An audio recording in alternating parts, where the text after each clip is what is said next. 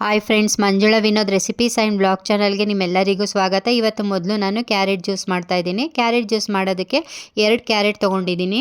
ಅದನ್ನು ಚೆನ್ನಾಗಿ ತೊಳೆದು ಹಾಗೆ ತುರಿದಿಟ್ಕೊಂಡಿದ್ದೀನಿ. ತುರಿದಿಟ್ಕೊಂಡಿರೋ ಕ್ಯಾರೆಟನ್ನು ಒಂದು ಜ್ಯೂಸ್ ಜಾರ್ಗೆ ಹಾಕಿ ಅದಕ್ಕೆ 1-2 ಸ್ಪೂನಷ್ಟು ಬೆಲ್ಲ ಮತ್ತು ಒಂದು ಸ್ವಲ್ಪ ಏಲಕ್ಕಿ ಹಾಗೆ ನೀರನ್ನು ಹಾಕಿ ಚೆನ್ನಾಗಿ ನುಣ್ಣಗೆ ರುಬ್ಕೊಳ್ತೀನಿ. ಸೊ ಅದನ್ನು ಒಂದು ಗ್ಲಾಸ್ಗೆ ಸರ್ವ್ ಮಾಡಿದ್ರೆ ಕ್ಯಾರೆಟ್ ಜ್ಯೂಸ್ ರೆಡಿ ಆಗುತ್ತೆ. ಈ ಕ್ಯಾರೆಟ್ ಜ್ಯೂಸು ಕಣ್ಣಿಗೆ ತುಂಬ ಒಳ್ಳೆಯದು ಅಂತ ಹೇಳ್ತಾರೆ, ಹಾಗೆ ಸ್ಕಿನ್ಗೂ ಅಷ್ಟೇ ತುಂಬ ಒಳ್ಳೆಯದು. ಸೊ ಹಾಗಾಗಿ ಇವಾಗ ಹಬ್ಬ ಇರೋದ್ರಿಂದ ಮನೆಯೆಲ್ಲ ಕ್ಲೀನ್ ಮಾಡಬೇಕಲ್ವ, ಸೊ ಹಾಗಾಗಿ ಸ್ವಲ್ಪ ಸ್ಟ್ರೆಂತ್ ಆಗಿರಬೇಕು, ಶಕ್ತಿ ಬೇಕು ಮಾಡೋದಕ್ಕೆ ಕೆಲಸ ಎಲ್ಲ. ಸೊ ಹಾಗಾಗಿ ಕ್ಯಾರೆಟ್ ಜ್ಯೂಸ್ ಮಾಡ್ಕೊಂಡು ಕುಡಿಯೋದ್ರಿಂದ ಸ್ವಲ್ಪ ಶಕ್ತಿನೂ ಸಹ ಬರುತ್ತೆ. ಮನೆ ಕೆಲಸ ಮಾಡಿದ್ರು ಮಧ್ಯ ಒಂದು ಸಲ ಯಾವಾಗಲಾದ್ರೂ ಕ್ಯಾರೆಟ್ ಜ್ಯೂಸನ್ನ ಮಾಡ್ಕೊಳ್ತಾ ಇರ್ತೀನಿ. ಸೊ ಹಾಗಾಗಿ ಕ್ಯಾರೆಟ್ ಜ್ಯೂಸ್ ರೆಸಿಪಿನ ತೋರಿಸ್ದೆ. ಇನ್ನೇನು ಹಬ್ಬ ಸ್ಟಾರ್ಟ್ ಆಗ್ತಾ ಇದೆ ಅಲ್ವಾ, ಸೊ ಹಾಗಾಗಿ ಮನೆಯೆಲ್ಲ ಕ್ಲೀನ್ ಮಾಡ್ಕೊಳ್ತಾ ಇದ್ದೀನಿ. ಮೇಯ್ನಾಗಿ ಮಾತ್ರ ಕ್ಲೀನ್ ಮಾಡ್ಕೊಳ್ತಾ ಇದ್ದೀನಿ ಅಷ್ಟೇ. ನಮ್ಮ ಮನೆಯವರು ರಜೆಗೆ ಬಂದಿದ್ದಾಗ ಎಲ್ಲ ಕ್ಲೀನ್ ಮಾಡಿಕೊಟ್ಬಿಟ್ಟು ಹೋಗಿದ್ರು. ಇವಾಗ ಸ್ವಲ್ಪ ಕಬೋರ್ಡು ಮತ್ತು ಕೆಲವೊಂದಿಷ್ಟು ಕ್ಲೀನ್ಗಳನ್ನೆಲ್ಲ ಮಾತ್ರ ಮಾಡ್ಕೊಳ್ತಾ ಇದ್ದೀನಿ, ನಾನು ಮತ್ತು ನನ್ನ ಮಗಳು ಇಬ್ಬರು ಸೇರಿ. ರೂಮ್ದು ಕಬೋರ್ಡು ಮತ್ತು ನಮ್ಮ ರೂಮ್ದು ಕಬೋರ್ಡು ಎಲ್ಲ ಆಗಿದೆ, ಮತ್ತು ಸೋಫಾ ಹತ್ರ ಎಲ್ಲ ಎಳೆದು ಗುಡಿಸಿ ಒರೆಸಿ, ಮತ್ತು ನಮ್ಮದು ಮಾಸ್ಟರ್ ಬೆಡ್ರೂಮಲ್ಲಿ ಮಂಚ ಇದೆಯಲ್ಲ, ಕಿಂಗ್ ಸೈಜ್ ಮಂಚ, ಅದನ್ನು ಎಳೆದು ಅಲ್ಲಿ ಕೆಳಗಡೆ ಎಲ್ಲ ಗುಡಿಸಿ ಒರೆಸಿ ಧೂಳು ಎಲ್ಲ ಪೂರ್ತಿ ಆಗಿದೆ. ಇನ್ನೊಂದು ಸ್ವಲ್ಪ ಡ್ರಾಯರ್ಗಳು ಮತ್ತು ಹೊರಗಡೆ ಧೂಳು ಹೊಡೆಯೋದು ಎಲ್ಲ ಕ್ಲೀನ್ ಇದೆ ಅಷ್ಟೇನೆ, ಅಂದರೆ ಗ್ರಿಲ್ ಗೇಟ್ಗಳೆಲ್ಲ ಕ್ಲೀನ್ ಮಾಡೋದಿದೆ ಅಷ್ಟೇನೆ. ಹಾಗೆ ಇವತ್ತು ಮುಖ್ಯವಾಗಿ ಇನ್ನೊಂದು ವಿಷಯನ ನಿಮ್ಮ ಜೊತೆ ಶೇರ್ ಮಾಡ್ಕೋಬೇಕು ಅಂತ, ಏನಂತಂದರೆ ನಿಮಗೆ ತಮ್ನೈಲ್ ನೋಡೇ ಗೊತ್ತಾಗಿರುತ್ತೆ.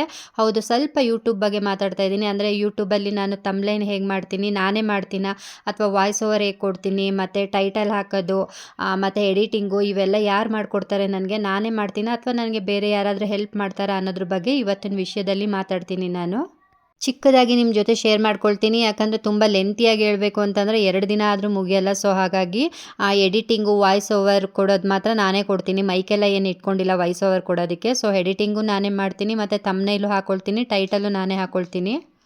ಮೊದಲು ನನಗೆ ನನ್ನ ಮಗ ಹೆಲ್ಪ್ ಮಾಡ್ಕೊಳ್ತಾ ಇದ್ದ. ಅಂದರೆ ನಾನು ಯೂಟ್ಯೂಬ್ ಸ್ಟಾರ್ಟ್ ಮಾಡಿ 3 ವರ್ಷ ಆಯಿತು. 3 ವರ್ಷದಲ್ಲಿ 2.5 ವರ್ಷ ಅವನೇ ನನಗೆ ಶಾರ್ಟ್ಸು ಮತ್ತು ಲೆಂತಿ ವೀಡಿಯೋ ಎಲ್ಲನೂ ಎಡಿಟಿಂಗು ತಮ್ನೇಲ್ ಎಲ್ಲ ಮಾಡಿಕೊಡ್ತಾ ಇದ್ದಿದ್ದು. ಯಾವಾಗ ಅವನು SSLCಗೆ ಬಂದ, ಸೊ ಟ್ಯೂಷನ್ಗೆ ಹೋಗಬೇಕು ಮತ್ತು ಓದೋದ್ರ ಮೇಲೆ ಸ್ವಲ್ಪ ಫೋಕಸ್ ಕೊಡಬೇಕಲ್ವ, ಸೊ ಹಾಗಾಗಿ ಇದೆಲ್ಲ ಅವ್ನು ನಿಲ್ಲಿಸಿ, ಅಂದರೆ ಎಡಿಟಿಂಗ್ ಎಲ್ಲ ಏನೂ ಅವನ ಹತ್ರ ಮಾಡಿಸ್ತಾ ಇರಲಿಲ್ಲ. ನಾನು ಸ್ವಲ್ಪ ಕಲ್ತ್ಕೊಂಡು ಬಂದೆ.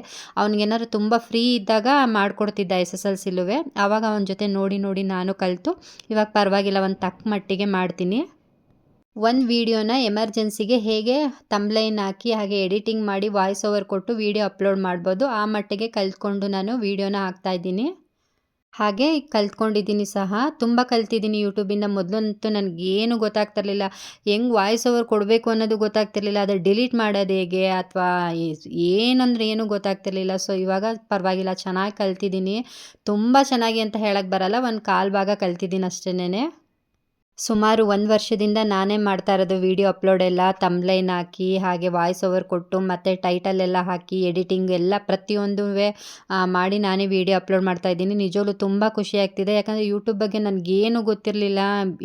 ಹೇಳ್ಬೇಕು ಅಂತಂದರೆ ಇವೆಲ್ಲ ಹೇಗೆ ಮಾಡೋದು ಅಂತ, ಅದು ಹೆಂಗೆ ಕಲ್ತ್ನೋ ನಾನು, ಅದೇನು ಅಂತಲೇ ಗೊತ್ತಿಲ್ಲ.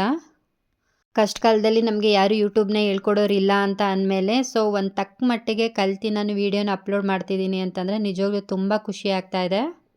ಅದು ಅಲ್ಲದೆ ಯಾರ ಸಹಾಯನೂ ಇಲ್ಲದೆ, ನನ್ನ ಮಗನೂ ಇಲ್ಲ ಇವಾಗ, ನನ್ನ ಮಗನ ಸಹಾಯನೂ ಇಲ್ಲದೆ, ಸೊ ನಾನು ಒಬ್ಬಳೇ ವೀಡಿಯೋನ ಅಪ್ಲೋಡ್ ಮಾಡ್ತಾ ಇರೋದು ಖುಷಿ ಆಗ್ತಾಯಿದೆ. ಎಡಿಟಿಂಗ್ ಎಲ್ಲ ಎಷ್ಟು ಚೆನ್ನಾಗಿ ಮಾಡ್ತಿದ್ದೀನೋ ನನಗೆ ಗೊತ್ತಿಲ್ಲ, ಒಟ್ಟಿನಲ್ಲಿ ಏನೋ ಒಂದು ತಕ್ಕ ಮಟ್ಟಿಗೆ ಮಾಡಿ ಅಪ್ಲೋಡ್ ಮಾಡ್ತಿದ್ದೀನಿ ಅಂತ ಅನ್ನಿಸ್ತಾ ಇದೆ. ನೀವು ಯಾರಾದರೂ ನನ್ನ ವೀಡಿಯೋ ನೋಡ್ತಿದ್ರೆ ಕಮೆಂಟ್ ಮಾಡಿ, ಹೇಗೆ ಎಡಿಟಿಂಗ್ ಮಾಡ್ತಿದ್ದೀನಿ, ಇನ್ನೂ ಏನಾದರೂ ಇಂಪ್ರೂವ್ ಮಾಡ್ಕೋಬೇಕಾ ಚೆನ್ನಾಗಿ ಅಂತ ಹೇಳಿ. ಒಟ್ಟಿನಲ್ಲಿ ಇಂಪ್ರೂವ್ ಮಾಡ್ಕೋಬೇಕು ಎಡಿಟಿಂಗ್ ಎಲ್ಲ. ಸೊ ಆದರೂ ಇದ್ರ ಬಗ್ಗೆ ನಿಮ್ಗೆ ಏನಾದ್ರೂ ಗೊತ್ತಿದ್ರೆ ಹೇಳಿ, ಇನ್ನೂ ಹೇಗೆ ನಾ ಇಂಪ್ರೂವ್ ಮಾಡ್ಕೋಬೇಕು ಅಂತ. ನೋಡಿದ್ರಲ್ಲ, ನಾನೇ ಎಡಿಟಿಂಗ್ ಮಾಡೋದು, ತಮ್ಲೈನ್ ಮಾಡೋದು, ವಾಯ್ಸ್ ಓವರ್ ಕೊಡೋದು, ಟೈಟಲ್ ಹಾಕೋದು ಎಲ್ಲ. ಸೊ ಮುಗೀತು. ಯೂಟ್ಯೂಬ್ ಬಗ್ಗೆ ಚಿಕ್ಕದಾಗಿ ನಿಮ್ಮ ಜೊತೆ ಶೇರ್ ಮಾಡ್ಕೊಂಡಿದ್ದೀನಿ, ಚೆನ್ನಾಗಿ ಅಂತ ಅಂದ್ಕೊಳ್ತೀನಿ.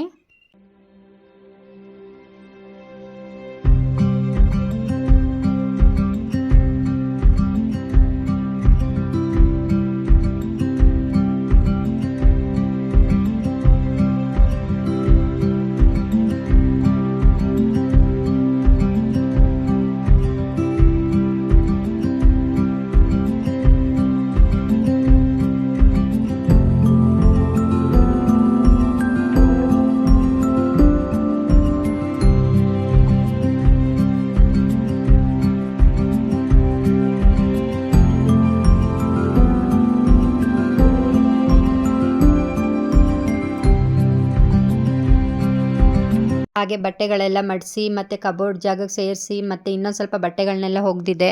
ಅದನ್ನೆಲ್ಲ ಸೋರಕ್ಕೆ ಹಾಕಿದೆ. ನೀರೆಲ್ಲ ಚೆನ್ನಾಗಿ ಸೋರಲಿ ಆಮೇಲೆ ಒಣಗಾಕೋಣ ಅಂತ ಹೇಳಿ. ಮತ್ತು ಕೆಲವೊಂದು ಪಾತ್ರೆಗಳೆಲ್ಲ ಇತ್ತು, ಅದೇ ಹಬ್ಬಕ್ಕೆ ಕ್ಲೀನ್ ಮಾಡ್ತಿದ್ನಲ್ಲ ಗಾಜಿಂದು ಪಾತ್ರೆಗಳೆಲ್ಲ, ಅದನ್ನೆಲ್ಲ ಚೆನ್ನಾಗಿ ತೊಳೆದಿಟ್ಟಿದ್ದೆ ಮೇಲೆ ಒಣಗಲಿ ಅಂತ ಹೇಳಿ. ಸೊ ಅದನ್ನೆಲ್ಲ ಬಟ್ಟೆ ಎಲ್ಲ ಒಣಗಾಕಿ ಅದನ್ನೆಲ್ಲ ಎತ್ಕೊಬಂದಿಟ್ಟು, ಮತ್ತು ಇವಾಗ ಡ್ರೆಸ್ ತೊಗೊಬಂದಿದ್ನಲ್ಲ ಅದನ್ನು ಹೊಲಿಯೋದಕ್ಕೆ ಕೊಟ್ಬಿಟ್ಟು ಬರೋಣ ಅಂತ ಹೇಳಿ ಹೋಗ್ತಾ ಇದ್ದೀನಿ. ಸೊ ಹಾಗೆ ಚೈನ್ ತಂದಿದ್ನಲ್ಲ ನನ್ನ ಮಗಳಿಗೆ, ಬೆಳ್ಳಿ ಚೈನು, ಅದನ್ನು ಸ್ನಾನ ಮಾಡಿಬಿಟ್ಟು ಹಾಕೊಳ್ತಾ ಇದ್ಲು. ದೇವ್ರ ಮುಂದೆ ಇಟ್ಟು ಪೂಜೆ ಮಾಡಿ ಹಾಕೊಳ್ತಾ ಇದ್ದಾಳೆ. ಚೆನ್ನಾಗಿ ಕಾಣ್ತಿತ್ತು ಮತ್ತು ಚೈನು ನಂಗೆ ತುಂಬ ಇಷ್ಟ ಆಯಿತು. ಈ ಥರ ಡಿಸೈನ್ ಚೈನ್ ತೊಗೋಬೇಕು ಅಂತ ಹೇಳಿ ಫೈನಲಿ ಸಿಕ್ತು ನನಗೆ. ತುಂಬ ಚೆನ್ನಾಗಿ ಕಾಣ್ತಿತ್ತು ಡಿಸೈನ್ ಮಾತ್ರ ಕತ್ತಿಗೆ.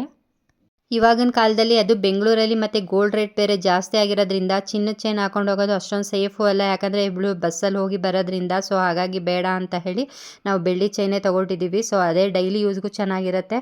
ಮತ್ತು ನಿಜ ಹೇಳಬೇಕು ಅಂದರೆ ಗೋಲ್ಡ್ ಚೈನ್ಗಿಂತ ಬೆಳ್ಳಿ ಚೈನ್ ಬೆಟರ್ ಅಂತಲೇ ಹೇಳ್ಬೋದು. ಎಷ್ಟು ಚೆನ್ನಾಗಿರುತ್ತೆ ಗೊತ್ತಾ, ಯಾವಾಗ ಬೇಕಾದ್ರೂ ನಾವು ಬದಲಾಯಿಸ್ಬೋದು. 1-2 ವರ್ಷಕ್ಕೊಂದ್ಸಲ ಡಿಸೈನ್ ಬೇರೆದು ಬೇಕು ಅಂದರೂ ತೊಗೋಬೋದು. ಚಿನ್ನ ಹಾಗಲ್ಲ. ಸೊ ಹಾಗಾಗಿ ಬೆಳ್ಳಿನೇ ಇರಲಿ ಅಂತ ಹೇಳಿ ಬೆಳ್ಳಿದು ಚೈನ್ ತೊಗೊಟ್ಟಿದ್ದೀವಿ. ಹೇಗಿದೆ ಬೆಳ್ಳಿ ಚೈನ್ ಡಿಸೈನ್ ಅಂತ ಹೇಳಿ. ಹಾಗೆಯೇ ತೋಳು ಹೊಲಿಯೋದಕ್ಕೆ ಕೊಟ್ಟಿದ್ನಲ್ಲ, ಸೊ ಅದನ್ನು ಈಸ್ಕೊಂಡು ಬಂದೆ. ಯಾವತ್ತು ಈಸ್ಕೊಂಡು ಬಂದಿದ್ದು, ಸೋಮವಾರ ಈಸ್ಕೊಂಡು ಬಂದೆ ನಾನು. ಶನಿವಾರ ಹೊಲಿಯೋಕೆ ಕೊಟ್ಟಿದ್ದು, ಸೋಮವಾರ ಈಸ್ಕೊಂಡು ಬಂದೆ. ನೋಡಿ ತೋರಿಸ್ತಾ ಇದ್ದೀನಿ, ಸ್ಲೀವ್ಲೆಸ್ಸು ಉದ್ದ ಬಂದಿದೆ ತೋಳು. ತುಂಬ ಚೆನ್ನಾಗಿ ಫಿಟ್ಟಿಂಗ್ ಮಾಡಿಕೊಟ್ಟಿದ್ದಾರೆ. ಮತ್ತು ಡ್ರೆಸ್ಸು ಅಷ್ಟೇ ತುಂಬ ಚೆನ್ನಾಗಿದೆ. ವೇರ್ ಮಾಡಿದಾಗ ಖಂಡಿತ ನಿಮ್ಮ ಜೊತೆ ಶೇರ್ ಮಾಡ್ಕೊಳ್ತೀನಿ. ಸರಿ ಫ್ರೆಂಡ್ಸ್, ಈ ವ್ಲಾಗ್ನ ಇಲ್ಲಿಗೆ ಎಂಡ್ ಮಾಡ್ತೀನಿ. ಮತ್ತೆ ಸಿಗ್ತೀನಿ Manjula Vinod recipes and blog ಚಾನಲಲ್ಲಿ. ನಿಮ್ಗೇನಾದ್ರು ನನ್ನ ಚಾನಲ್ ಇಷ್ಟ ಆಗಿದ್ರೆ ಪ್ಲೀಸ್ ಒಂದು ಲೈಕ್ ಕೊಡೋದನ್ನು ಮರಿಬೇಡಿ. ಹಾಗೆ ಶೇರ್ ಮಾಡಿ, ಕಮೆಂಟ್ ಮಾಡಿ, ಸಬ್ಸ್ಕ್ರೈಬ್ ಮಾಡ್ಕೊಂಡು ನೋಡಿ. ಬಾಯ್.